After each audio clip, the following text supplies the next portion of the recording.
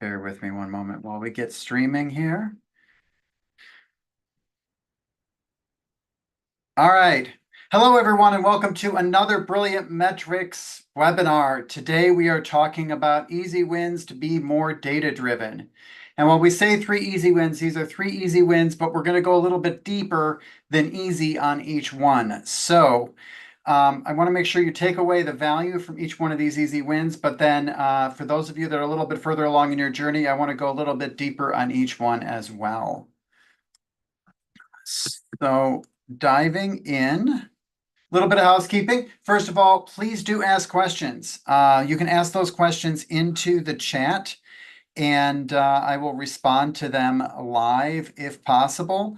If not, then I will respond to them at the end. But don't hold that back. Ask the question while it's top of mind. Second of all, a copy of these slides will be emailed to you. If you are coming in on the live stream, you will get a chance to request that copy of your slides, or if you're watching this recording after the fact on YouTube or social or somewhere else, you'll get a chance to scan a QR code and request those slides at the end. Otherwise, if you're coming in on the Zoom, you got a link already. We know who you are, and we'll get you a copy of the slides after the presentation. Okay, diving in our agenda, or a little bit about me. My name is Steve Robinson, the founder and CEO here at Brilliant Metrics. I love teaching. It's my happy place. I love speaking. And so I love giving these webinars here. Well, I'll just leave it at that. Brilliant Metrics is our agency. Brilliant Metrics is a B2B strategic marketing agency. We do advertising, we do marketing, we set up marketing automation, email marketing, etc. But what makes us different is we find the clarity in the clutter. So clients come to us to seek that clarity, that direction, that insight on where to move next. And we really take a more strategic approach than most other agencies in the B2B space. All right, enough plugging our agency. Let's dive into the content. We're going to cover 4 basic topics here. One, what is the value of being more data-driven? Why is this a good thing? Why is it worth all the effort to do this? Then we'll dig into KPIs, finding the KPIs that matter. We'll dig into Google Analytics and getting value out of that tool, especially in GA4 land, where a lot of us feel like we just can't find the value anymore. And then we'll talk about A/B testing and how we can make that more accessible to a broader audience and less intimidating. All right, so why data-driven? Why should we bother with the effort? I think there are 3 main reasons why being more data-driven in your marketing will benefit you personally. One, it enables continuous improvement. If you are data-driven, you create this virtuous cycle where you're able to look at the data, identify potential changes to make improvement, and then off of those changes, you are able to then look at the data that comes back in response and make another change. This works really well if you're continuously running media and marketing programs, which is something that we strongly advocate. If you're stopping and starting with little campaigns, it becomes a lot harder to get the full value out of being data-driven. 2, it fosters creativity. There's nothing scarier to an artist than a blank canvas. And when you are running in a data-driven marketing mindset, you're using the data to inform your next change, your next pivot, your next optimization, which gives the creatives on your team a little bit more direction. You know, the great artists of the years had periods that they would work within to add constraints to their art, to make their art deeper and better. It's no different when you're working on ideating the next social media post, blog post, video, white paper. It doesn't matter. If you have some constraints to what you're producing based on insights about your audience or where you want to test, you'll actually get more creativity out of your team, not less. There's a misconception that being data-driven constrains creativity. It's actually the opposite. And then finally, being data-driven will help you demonstrate value to your boss, to the C-suite, to your clients if you're on the agency side. So these 3 benefits really make it worth the effort to put into being more data-driven in your marketing. If we're going to be data-driven, we need to know what data is important to us. What are the key performance indicators, which is what KPIs stands for, that matter to you and your business. To select those KPIs, I want to introduce a brand new concept here called the KPI continuum. There are a lot of different metrics we could select as KPIs, but really they all sit on a continuum. The left-hand side of this continuum is really the easy stuff to measure and to attribute, but is pretty far distant from the revenue, through money, through profits and revenue that we are all ultimately responsible for. The right-hand side becomes harder to measure and really hard to attribute, but is tied directly to that money. So to give you an example, we look at the left-hand side, we look at seeing things. If your audience is seeing your brand out there, you're creating a brand impression. Brand impressions are easy to measure, but they're pretty far away from money coming into the business, right? That sits over on the other side of the spectrum. And really, it's not even just the revenue coming in, but are we creating high lifetime value relationships? Are we creating customers and clients that not only are they giving us money today, but they're going to give us a lot of money over their lifetime? In between, you have a lot of different metrics. They all fit into roughly into these 5 categories. So going from left to right, we have seeing, which is impressions. Consuming means they're going one step further from just seeing your brand and having it filtered out. They're actually diving in and consuming your content. That could be video content, written content, even an event. They're consuming something. Doing means they're taking action on that content. Doesn't necessarily mean that action is directly on the path to purchase, but they're taking some action. And then finally, buying means that not only are they taking action, but that action is tied directly to a purchase.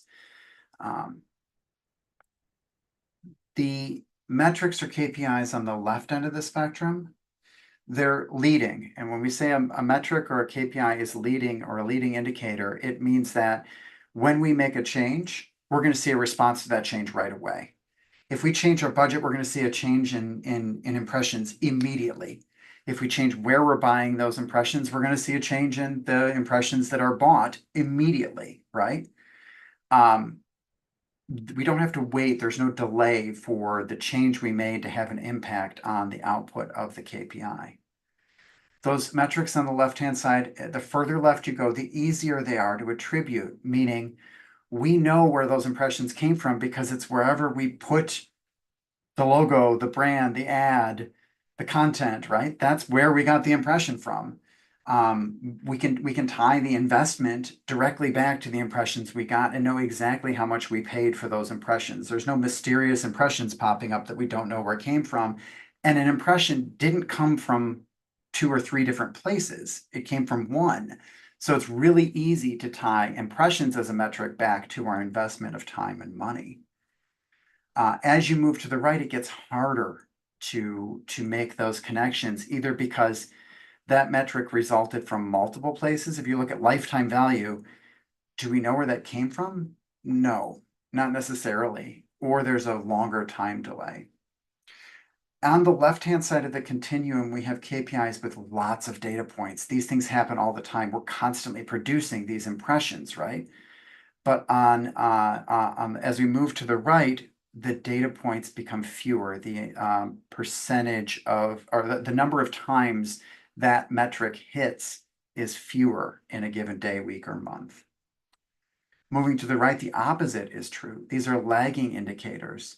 If we make a change to our marketing today, how long will it take to impact the average lifetime value of our customers? Weeks, months, years, decades? It's going to take a long time before that change will come out. These are hard to attribute. Where did the lifetime value come from? If we see an increase in lifetime value, is that because marketing is targeting higher quality customers? Is it because marketing is generating more sales and more customers? Is it because sales is closing better or bigger deals, or sales is going after the right people? Is it because customer service is treating our customers better so they're buying more? Is it because sales is cross-selling and upselling? There are so many variables in this, let alone getting down to individual pieces of creative, that there's no way we can attribute the lifetime value of our customers to one given activity on the marketing side or even the sales side. And then finally, there are fewer data points. Our lifetime value is made up of however many customers we've had for long enough to measure a lifetime value of them. It's a small number of data points.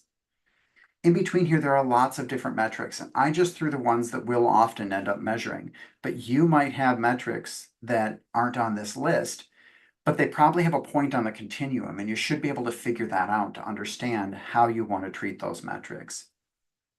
So moving from left to right, seeing, we have impressions. Kind of in between seeing and consuming is website sessions. Video views is clearly consuming, especially if you're only measuring those views when they get to like 75% or a minute. Soft conversions is a concept we'll introduce later. Branded searches, at that point, we're edging into doing, right? We're not just consuming content, but somebody sought out your brand by name. Opt-ins or unqualified leads, definitely doing. You don't fill out a form by accident. MQLs, though, generally there's some signal there that somebody's on a buying track. Sales qualified leads or pipeline, definitely on a buying track.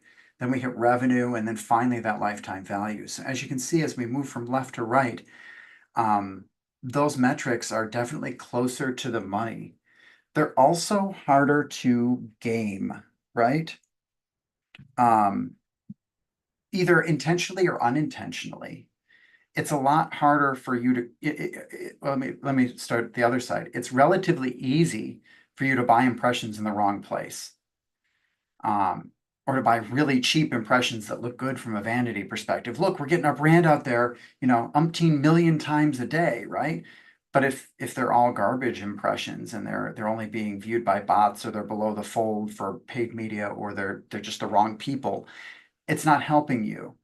But on the right-hand side, when you start getting into pipeline and revenue, you're not going to engage in activities that knock up the pipeline and really have screwed it up too badly, right? It also gets harder and harder to game those numbers, especially when you get to like real revenue and closed sales. Nobody can really juice those metrics by going after, things that look good but aren't actually contributing to the business. So how do we use these? It depends on which section of the continuum they're on. When we look at the metrics that are on the left-hand side in this consuming area, we're really looking at tactical level optimizations that we're making, and we'll often measure these on a cost per basis. What is our cost per website session? What is our cost per video view? What is our cost per soft conversion? And by doing that, we're able to take a look at the efficiency of various tactics at generating this quality consumption. When we look at the metrics on the right, we don't try and attribute them back to the tactics like we do those ones on the left. Here, we're really looking at how does this number change over time? And if we want to understand the impact of marketing, we'll take either the entire marketing program, or we'll take a swath of it and run what's called a demand or sales lift study. And this is where we black out portions of the audience from receiving that marketing, advertising, etc., across multiple mediums and in a big way in order to see the effect, and then see what impact that has on actual revenue, on actual pipeline, or actual sales. These studies take months to run, but they do a great job of validating that marketing is working. And sometimes that's really important in order to continue to get budget. Sometimes that's really important to get headcount. Sometimes that's really important just simply to demonstrate your worth.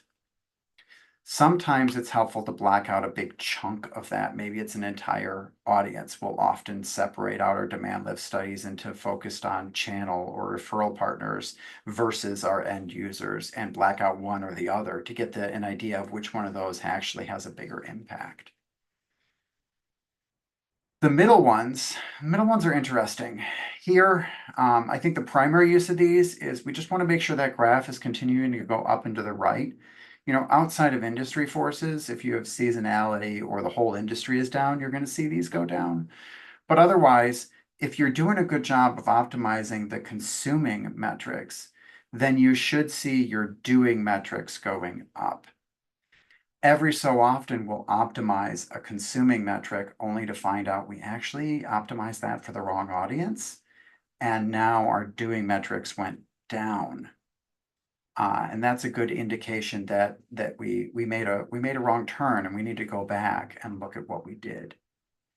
But again, trying to attribute an MQL back to all of the individual activities that went into it is really a fool's errand, and you're just going to end up killing yourself trying to understand what percentage of that MQL came from paid versus email and which ads and which placements and stuff like that. What is beneficial is to take a look at those MQLs or those leads and opt-ins and try and understand what the inputs were to generate that. So which things do we know actually contributed? And we usually do that by spot checking the records in the marketing automation platform and just take a look at the marketing activities that show up in there on that MQL. What contributed? What are we expecting to see that isn't there? And that may be a candidate for further evaluation and being cut. So enough about KPIs. I'm running late and running behind. Let's dive into GA4. If there's one thing I want you to understand in the GA4 section is that GA4 out of the box is not useless, but it's definitely not useful either. And I think this is a definite change from the older Google Analytics that we knew and loved. GA4 really requires some setup to get the value out of it. And even then, the canned reports aren't all that valuable. So you're going to have to up your game and your skills in getting the data out. But the bigger problem is you need to get the data in. So I'm going to cover how to do that at a fairly deep technical level here. But if all of this is above your head, I guess get with your digital team, get with your digital agency, and make sure that they've gone through the effort to set this stuff up and set this stuff up right. The three things that digital team or you, if you're technically inclined, need to get set up are custom events, custom dimensions, and custom metrics. Custom events let you know when a website visitor takes a positive action on your site, when they do something you want them to do. And this changes depending on your website and your business objectives, right? But a lot of the common ones we see are key form submits. Did they submit the demo request form? Video views, did they watch a particular explainer video more than halfway? Tool usage, if you've got an ROI calculator, a configurator, or something along those lines that's on that path to purchase, did they complete it? And then important document downloads. It's what's important to you and your brand. That's the key thing here. So how do you get those custom events set up? Well, Nick beat me to the punch here. Google Tag Manager is your friend for doing that, because if you try to do it directly inside of Google Analytics and directly on your website, you're going to run into some issues there. Google Tag Manager is it makes it easy for marketers like you and I, especially if you have a little bit of technical ability, to be able to set up these events on your own. And you do that by going into Google Tag Manager and configuring something called a trigger.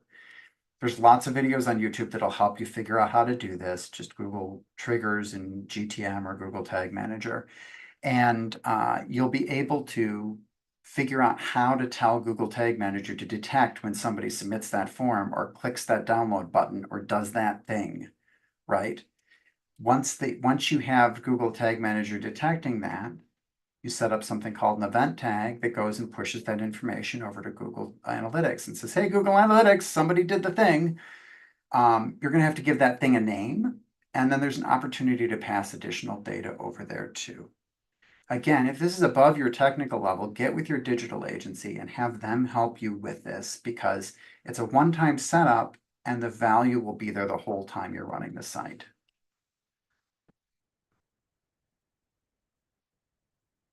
Sometimes, every once in a while, Google Tag Manager can't figure out that that event happened. This really happens most often if you've got a website that has a ton of JavaScript on it, like pages don't load. You're just working within that single page. It's called a single page application, where it's pretty much all just kind of magic, and it works more like an application than it does a website. In those instances, you probably need to engage not only the digital team, but probably a web developer themselves to go and push that information to Google Tag Manager, which will then push it to Google Analytics. Don't worry too much about that unless you try to get in there with Google Tag Manager and hit a wall and being able to identify those events. It could be because Google Tag Manager doesn't know how the web developer coded that, and it's too much scripting for it to figure out. So I'd mentioned custom events. The three things you need to get set up are called custom dimensions. Custom dimensions let you group the activity in Google Analytics, specifically users and events, in ways that make sense for your business. So you can zoom in on the data in the buckets that work for you. So common custom dimensions that it's helpful to set up are things like market segments, personas, media part. Those are good on the user level. On the traffic source side, we often look at things like media partners, targeting methods, post type in social, right? These are all things you can tag the URL and push into Google Tag Manager and then into Google Analytics.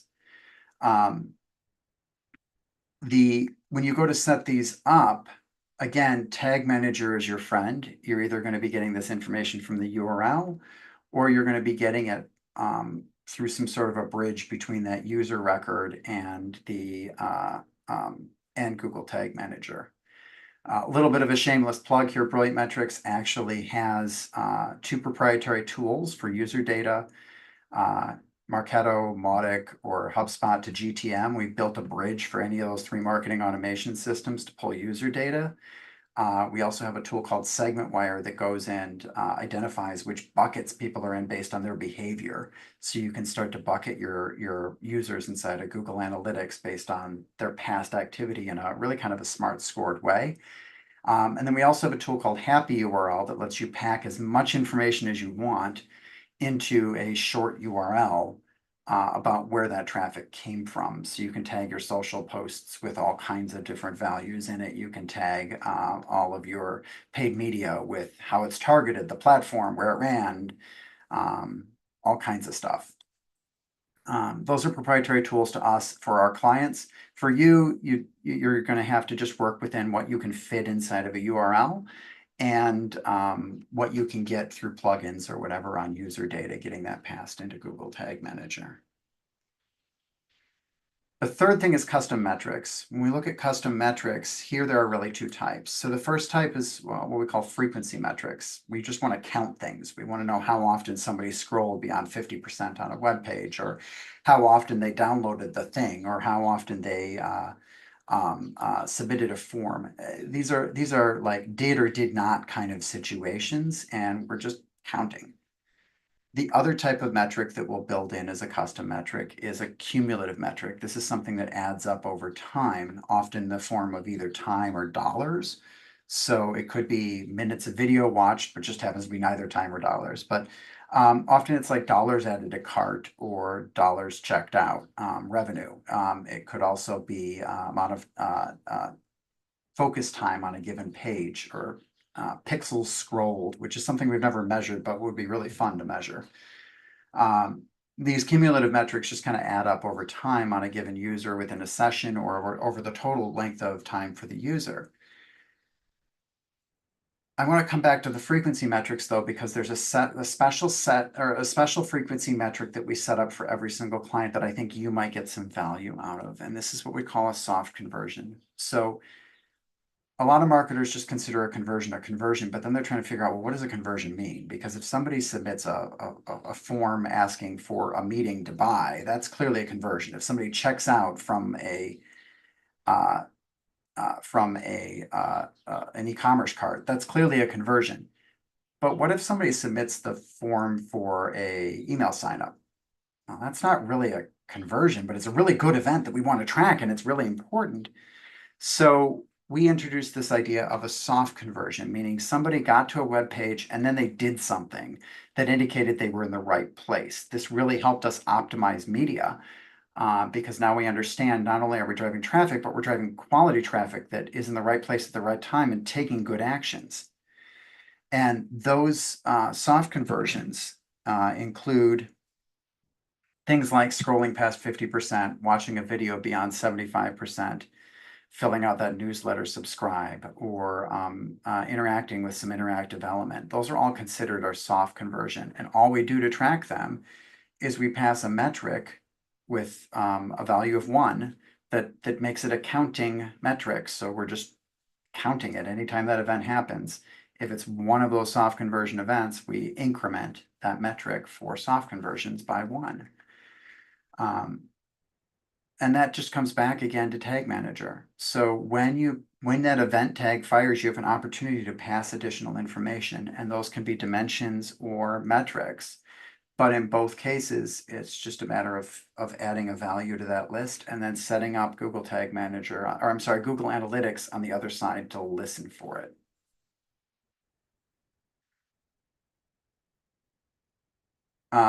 Quick shameless plug coming back. So again, Google Analytics out of the box doesn't collect that information. You can configure it to collect that information, but even after you do that, we ran into a big problem. As there are more and more bots on the internet acting on behalf of all of the AI outfits out there gathering information for generative AI, acting on researchers scraping web pages for nefarious reasons. There's a ton of reasons why these bots are out on the internet, some of them good, some of them bad. The problem is they aren't filtered out, and Google Analytics can contain up to 2/3 of its data being bots. Well, bots don't act like humans.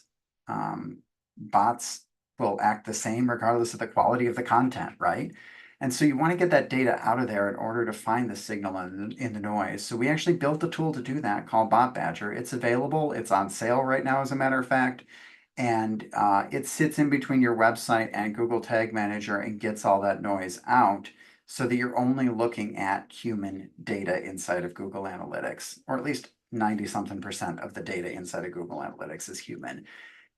We have found that it took us from not being able to come up with a good insight or a story behind what happened, not being able to get a good A/B test, all the way over to now we have conclusive A/B tests. We're telling that story well, everything makes sense, and we're able to understand what impact our changes made.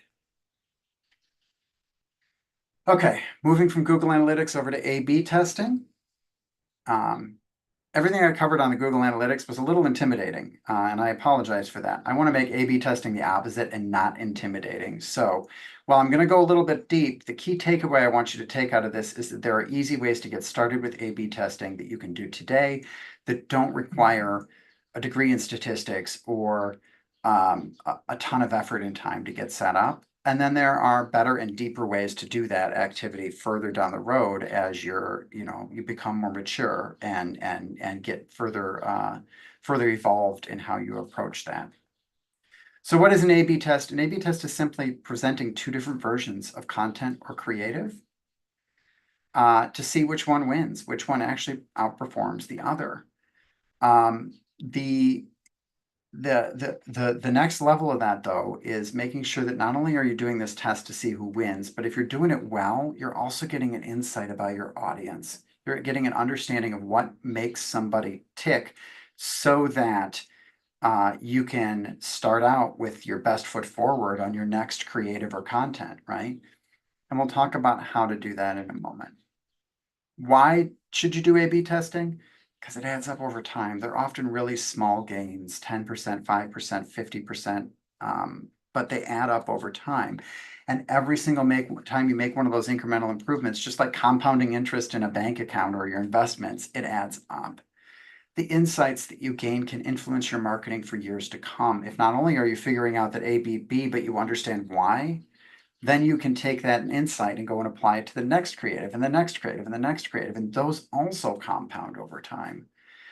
If you're not growing, you're dying. If you're not influencing your marketing in a positive feedback loop, then you're leaving it to chance and something's going to hit you sideways and knock you down.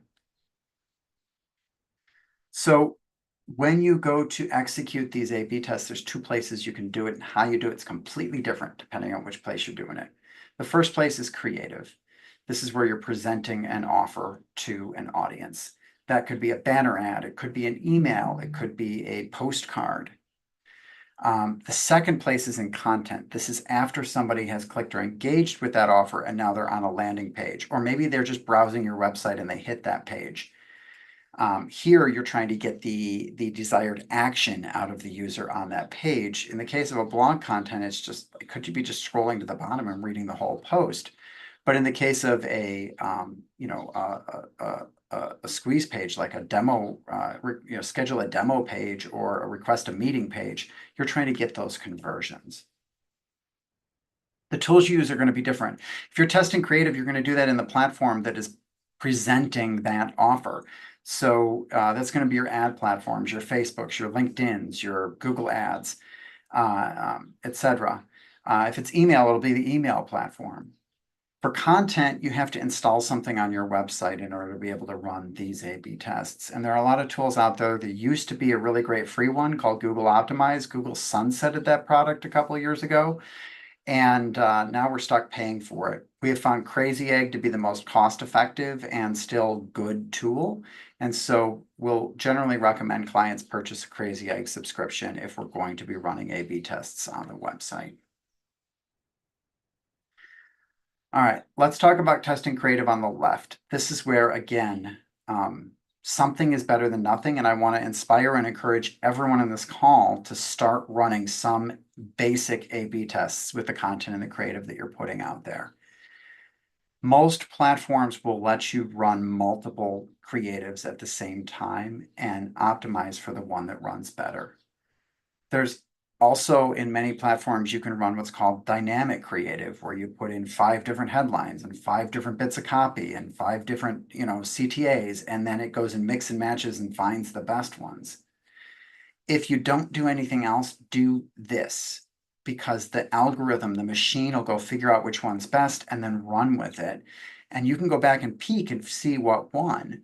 You might not necessarily understand why, but you'll be able to see which combination they considered the magic combination. The challenge here is the result might be a little less conclusive. When these algorithms are doing this, they're doing it in a very fuzzy way, and you might not have something that would be perfectly statistically significant. If you ran a real study, you might come out with a different headline being the best headline. But again, something is better than nothing, and this is easy. The same thing's true in email. When you run an email, there's probably a button in the platform that says run an A/B test. Great, change the subject line on the next one. See if you get a better open rate. Change the call to action on the next one. See if you get a better click-through rate or click-to-open rate. These tools make these tests easy, but in the most cases, they will pick a winner before having complete statistical confidence, just because they're designed to get to that winner as quickly as possible. So better is to run a formal A/B test inside the platform. I know Facebook has an A/B testing tool. I don't know that Google Ads has one. There's ways to run one in the higher price platform, DV360. Here, not only are you running that A/B test, but the platform will make sure that it doesn't show, let's say we have a prospect named Julie and a prospect named Bob. It'll make sure that if Julie sees version A, Julie only ever sees version A. And if Bob sees version B, Bob only ever sees version B. This way, Julie can't be influenced by having seen B before and then clicking on A, and Bob can't be influenced by having seen A before and clicking on B. They're only going to be influenced by the creative they've seen. This gets you much more conclusive results. You can often also set a confidence threshold that you're expecting to get to, meaning how repeatable is this experiment if you were to run it again in the future. But if you're running the A/B test in the platform and you're not tagging things differently and you're only analyzing it in the platform, you're still missing out. There's still one more level of maturity you can take this to, and that's you run the A/B test in the platform, but you tag it such that you can see the difference in result in Google Analytics. So now you're looking at not only did they click, but what quality of click did I get? For content, you're going to install a tool like a Crazy Egg, and then here it's actually pretty straightforward. It seems intimidating, but all you need to do is say, make a variation of this page. You click on the thing you want to change, and right there inside of the editor, you can easily change text and image. Without any coding, without any developer, just swap out the text and the image and change those calls to action, change those key copy points. See what you can learn from your audience by changing one thing and seeing where that lift is. The key thing you want to look at is, do I have enough conversions for this particular test to give me a meaningful result? Because if your schedule a meeting page only gets one person submitting it a month, you're not going to be able to run an A/B test on it. At least not for the actual schedule a meeting. You might be able to run the A/B test to see how often people scroll to read the whole page, but not whether they fill out that form. All right, let's sum up and then we'll get to questions. Data-driven practices make you a better marketer. They enable continuous improvement. They actually expand creativity by giving your creative something other than a blank canvas. And most importantly, they allow you to demonstrate your value to the people that matter. KPIs sit on a spectrum. Choose one to two each. From the left, where you're going to be looking at a cost per basis to optimize your tactics. That's where you're looking at that consumption type of metric, all the way edging on doing.